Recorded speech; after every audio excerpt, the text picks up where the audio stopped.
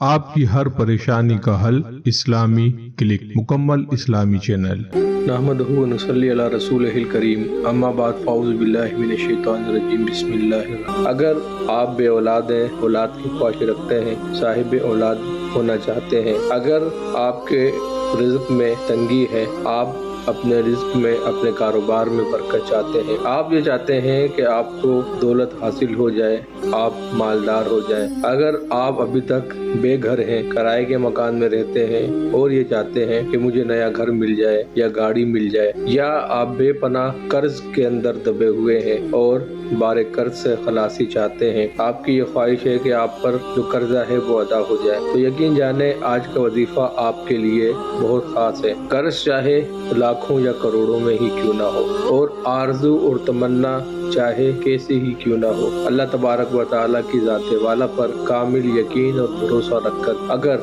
आप इस तस्बीह को एक बार पढ़ते हैं तो एक बार पढ़ी जाने वाली ये तस्बीह इंशाअल्लाह ताला आपको आपकी मुरादों के करीब ले जाएगी। हमारे ऐसे दोस्त और अहबाब जो किसी भी आरज़ू और तमन्ना को पूरा करना चाहते हैं, चाहे औलाद हो, रिज़्क़ हो, दौलत हो, घर बंगला गाड़ी हो, कर्ज से खलासी हो या कोई भी दरपेश मसला हो, तो ऐसे तमाम दोस्त अहबाब दो काम करें। सबसे पहला काम जो करना है वो ये कि कोशिश करें हर वक्त बावजू रहना शुरू करते हैं। आप हर वक्त अगर बावजू रहेंगे, इसके कमाल दर्जे के फायदे आपको हासिल होंगे और आप देखेंगे कि आपकी चंद दिन ही की इस आदत से और इस अमल से आपकी परेशानी एक एक करके रुखसत होना शुरू हो जाएगी। ये तो वो अमली काम है जो आपने करना है, और कोशिश करके फिर इसको जारी और सारी रखें। कोई इतना मुश्किल और परेशान कुन काम नहीं है। दूसरा वजीफा जो आपने करना है, बावजू होकर किबला रू होकर बैठ जाइए। इसके बाद 11 मरतबा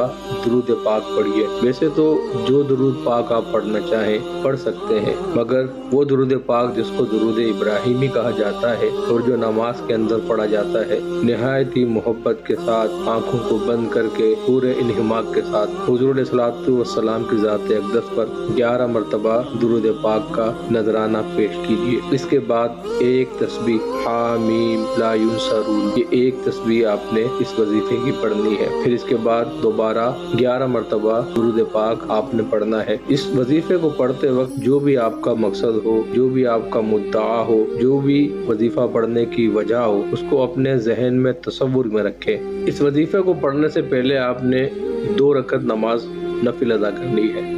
2 रकत नमाज नफिल अदा करने के बाद अल्लाह से दुआ कीजिए कि ए बारी इला, ये नमाज नफिल मैंने खालिस तेरी रज़ा के लिए पढ़ी है। उसके बाद इस वजीफे को पढ़िए और वजीफे के आखिर में दुआ कीजिए कि या रब्बल आलमीन, ये जो मैंने वजीफा पढ़ा है, इस वजीफे की बरकत से मेरी ये जो परेशानी है, मेरा ये जो मकसद है, तो इसको पूरा फरमा, मेरे परेशानी को हल फरमा, मेरी तकलीफ़ को दूर फरमा। इंशाअल्लाह ताला इस अमल को करने से आपकी परेशानी, आपकी तकलीफ़ दूर हो जाएगी।